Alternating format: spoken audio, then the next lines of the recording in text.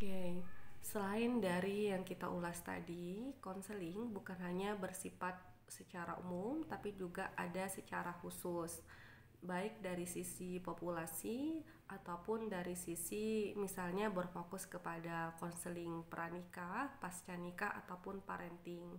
Nah, terkait dengan konseling itu sendiri di bidang pernikahan misalnya, ciri-ciri dari kondisi klien hubungan yang tidak sehat misalnya kita lihat dari yang pertama, antar pasangan atau salah satu pasangan ini terlalu mengontrol. Nah, sehingga kondisi yang overprotective ini penting ya, seseorang mengontrol ataupun cemburu itu salah satunya tanda sayang. Tapi kalau terlalu mengontrol, nah ini juga akan beresiko si pasangan ya ini menjadi tidak secara original, tidak bisa menjadi diri sendiri. Dan dalam konteks ini juga adanya jalan yang ini tidak bisa dipilih. Nah, salah satu pasangan dalam konteks pernikahan ini penting memiliki visi misi yang sejalan. Tapi kalau jalan masing-masing atau tidak ada satupun jalan yang disetujui, pada akhirnya berfokus kepada satu pihak saja, ini juga akan berisiko kepada salah satu pasangan tidak nyaman. Kemudian dalam konteks respect, seseorang secara psikologis ini sebenarnya sudah memiliki self esteem, harga diri, dan ini juga bukan hanya ke dirinya, orang lain yang menghargai dirinya. Nah, orang yang mengapresiasi, menghargai, ini yang sangat terpenting adalah orang terdekat kita. Walaupun bukan bermakna kita artinya meminta-minta dihargai, tidak, namun pasangan yang sehat adalah bisa menghargai antar pasangan masing-masing. Walaupun mungkin itu terlihat sederhana. Misalnya saja sang istri memasakkan makanan suami dan setelah suami kenyang mengucapkan terima kasih, atau seorang suami yang memijitkan istri. Nah, ini hal kecil tapi juga pertanda hubungan tersebut sehat. Kalau apresiasi sekecil apapun dan sampai sebesar apapun juga tidak diberikan, ini juga akan menimbulkan rasa yang tidak nyaman antar salah satu pasangan. Ditambah lagi dengan adanya perilaku buruk. Nah, ini juga bagian dari ciri-ciri atau tanda hubungan yang dalam kondisi kurang sehat. Perilaku buruk dan beresiko juga dengan perilaku misalnya kekerasan ya. Nah, ini sudah bagian dari tanda-tanda hubungan tersebut tidak sehat. Kalau kekerasan ini juga diliputi dengan kondisi kebohongan, ini juga akan menambah dari hubungan yang tidak sehat tersebut. Oleh karena itu, memang antar pasangan penting mencegah atau mengetahui situasi-situasi di mana saja ini dapat memancing keributan, emosi. Misalnya saja ketika ada suatu masalah, bagaimana istri bisa mengkomunikasikan masalah tersebut dalam situasi yang lebih pas. Apakah mungkin setelah makan, bukan setelah suami datang dari kerja. Ini juga peran dari istri sangat dibutuhkan, termasuk sebaliknya ya, suami bagaimana bisa mengontrol ketika marah. Karena kata Rasulullah juga, la taghdab ya, janganlah engkau marah, maka bagimu surga. Bagaimana? Apakah mungkin ketika marah bisa dibawa untuk ketika berdiri duduk dahulu, dan mungkin kalau misalnya belum redah dibawa berbaring ataupun berwudu. Dan memang ketika marah kita sulit untuk mengontrol misalnya lisan ya, apa saja yang bisa disaring untuk dikeluarkan, maka ini penting untuk self control, mengontrol diri.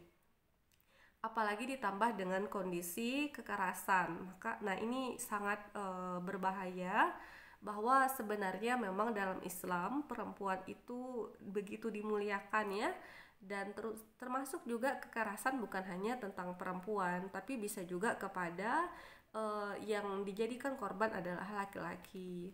Oleh karena itu, komunikasi antar pasangan ini sangat diperlukan sebelum terjadi hal-hal yang lebih daripada itu. Selanjutnya, kondisi kesehatan pasangan ini terlihat dari antar pasangan memiliki tanggung jawab dari peran masing-masing. Peran suami misalnya mencari nafkah, peran istri bagaimana. Nah, ini kalau antar pasangan saling bekerja sama, apalagi bukan hanya berkonotasi misalnya semua cucian ini istri, semua yang memasak ini istri, tapi berkolaborasi. Ini sangat luar biasa. Antar pasangan akan merasakan ketenangan ketika mereka bisa bekerja sama dari peran mereka masing-masing. Nah, secara lebih utama adalah memang mereka bertanggung jawab antar perannya itu. Kemudian lagi, kondisi kesehatan suatu hubungan ini terlihat dari kita bisa menjadi be yourself, menjadi diri kita sendiri. Nah, artinya apa? Kita tidak berpura-pura menjadi orang lain sehingga kita tidak tertekan dengan hal tersebut. Dan ditambah lagi apabila terjadi perkelahian, mungkin memang ya bukan hanya mungkin ya di dalam suatu hubungan terutama keluarga antar pasangan ini pastinya tidak selalu berjalan mulus. Barangkali ada lagi titik turun naik, ada dalam kondisi bahagia, sedih atau marah. Nah, namun kalau sudah berada di perkelahian yang tiada akhir, artinya intensitasnya lebih sering. Bahkan unsur untuk membicarakan hal serius atau mencari alternatif solusi itu tidak ada, ini juga sangat berbahaya. Kalau sekiranya misalnya kita sudah berusaha secara optimal dan tidak ada yang jalan solusi lain, kita boleh meminta orang ketiga untuk menjembatani.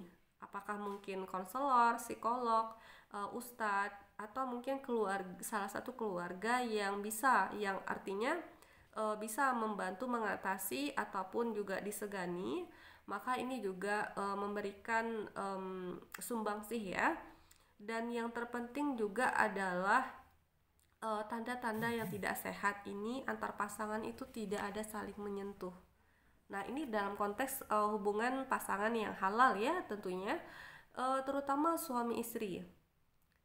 Nah, peran istri ini juga sangat diperlukan, tidak selalu menunggu, tapi tidak apa-apa istri menyentuh mulai dari bekerja, cium tangan, atau memeluk, termasuk juga sebelum tidur. Nah, pelukan-pelukan dalam kondisi suami lagi sedih atau lagi misalnya lagi marah atau dalam kondisi ya bebas ya kalau dalam konteks pernikahan itu, sehingga kalau tidak ada sama sekali sentuhan, touch, pelukan, ini juga bagian dari tanda-tanda ya. Nah, tapi beda ya kalau dalam konteks bekerja, profesionalitas atau dalam kondisi long distance married, LDR. Nah, ini tentu berbeda. Namun artinya apa? Attachment atau kedekatan antar dua insan ini memang sangat diperlukan, dan salah satu benang yang paling menjembatani adalah komunikasi, sentuhan, dan juga antar pasangan saling memberikan pelayanan terbaik dan tentunya berusaha untuk memahami satu sama lain.